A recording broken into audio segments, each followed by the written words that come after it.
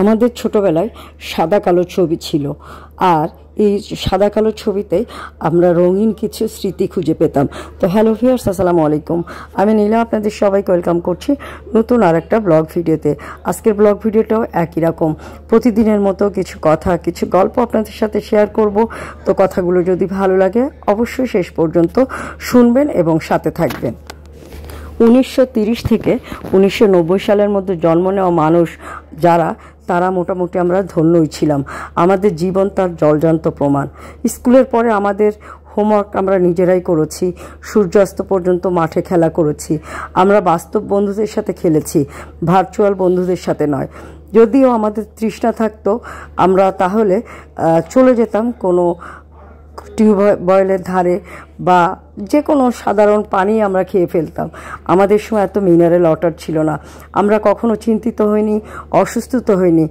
এমনকি আমরা এক কাপ বা এক প্লেটে বন্ধুদের সাথে ভাগাভাগি করে খেয়েছি। প্রতিদিন রুটি পাস্তা খেয়ে আমরা খালি পায়ে হেঁটেও আমাদের পায়ে ফুসকা পড়েনি। সুস্থ থাকার জন্য আমরা কখনো ফুড সাপ্লিমেন্ট খাইনি। আমরা নিজেদের খেলনা নিজেরা বানিয়ে খেলেছি। আমাদের বাবা মা ধনী ছিলেন না, তারা আমাদের ভালোবাসা দিয়েছে, বস্তুগত উপহার নয়। আমরা কখনো সেলফোন, ডিভিডি বিভিন্ন ধরনের গেম নিয়ে কখনো আমরা খেলা করিনি। আমরা খেলা করেছি প্রকৃত বন্ধুদের সাথে। আমরা আমাদের বন্ধুদের আমন্ত্রণ ছাড়াই পরিদর্শন করেছি তাদের বাড়ি বা তাদের পরিবারের মানুষের সাথে। তাদের পরিবারের সাথে খাবার ভাগাভাগি করে নিয়েছি, উপভোগ করেছি। পরিবারের সাথে সময় কাটানোর সুযোগ নিতে বাবা মার কাছাকাছি বসবাস করেছি। সাদা কালো ছবি হয়তো আমাদের কাছে ছিল, কিন্তু এই ছবিগুলোতে রঙিন স্মৃতি খুঁজে পাই। আমরা একটি অনন্য ও সবচেয়ে বুদ্ধিমান প্রজন্ম, কারণ আমরাই শেষ প্রজন্ম যারা তাদের বাবা মার কথা শুনেছি, এবং আমরাই কিন্তু সেই একই প্রজন্ম বা প্রথম প্রজন্ম যারা তাদের সন্তানের কথা শুনতে বাধ্য হয়। তো আজকের কথাগুলো একদম আমাদের জীবনের কথাগুলোর সাথে মিলে যায়। প্রতিটি কথা কিন্তু একদম আমাদের জীবনটা, বাস্তব জীবনের সাথে।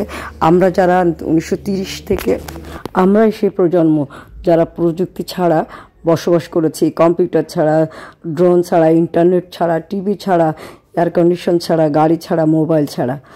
আর এখন বর্তমান সময়ে মানুষের ভিতরে, মানুষ বেঁচে আছে ঠিকই, নতুন নতুন প্রজন্ম তৈরি হচ্ছে, নতুন নতুন মানুষ তৈরি হচ্ছে, কিন্তু এদের ভিতরে কোনো সহানুভূতি নেই, সম্মান নেই, প্রকৃত শিক্ষা নেই।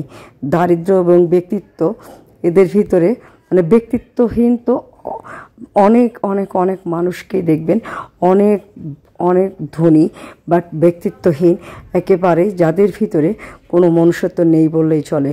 কোনো দয়া মায়া নেই, লজ্জা নেই, শালীনতা নেই, সততা নেই।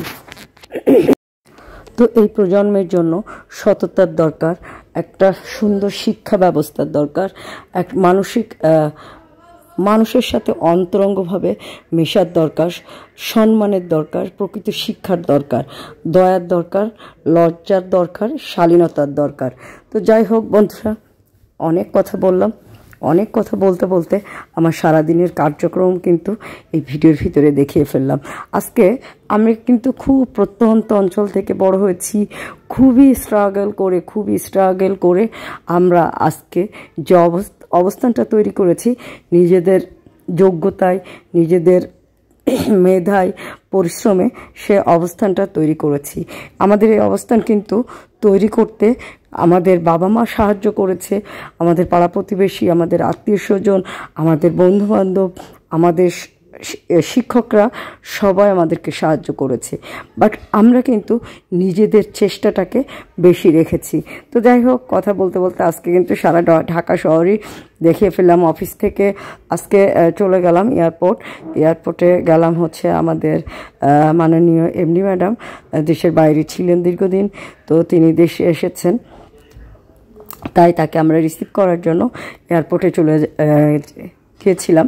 রাস্তাটা এতটা সুন্দর ছিল, এতটা সুন্দর পরিবেশ ছিল, সব কিছু মিলিয়ে বেশ ভালো লাগে। ঢাকা শহরটা আসলে অনেক বেশি সুন্দর। তো আমার কথাও আজকে মোটামুটি শেষের দিকে। এবং আমরা মানুষকে সম্মান করতে জানি, আমাদের ভিতর শ্রদ্ধাবোধ আছে, আমরা এখনও মানুষকে সম্মান করি। আমাদের প্রজন্ম যারা, বর্তমান প্রজন্মের ভিতরে অনেক কিছুই হয়তো আমরা মিস করি, হ্যাঁ, বা অনেক কিছু মিসিং থাকে।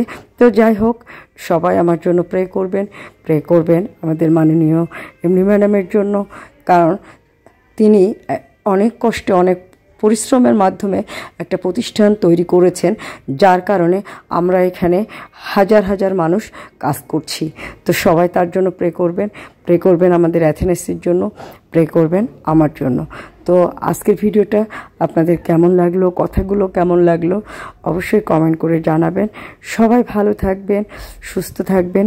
আমার ভিডিওগুলো ভালো লাগলে, আমার কথাগুলো ভালো লাগলে অবশ্যই একটা লাভ রিয়াক্ট দিয়ে দিবেন বা একটা ছোট্ট কমেন্ট করে দিবেন।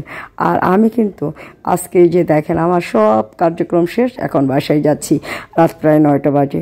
তো আপনারা সবাই ভালো থাকেন। আল্লাহ হাফেজ, আসসালামু আলাইকুম।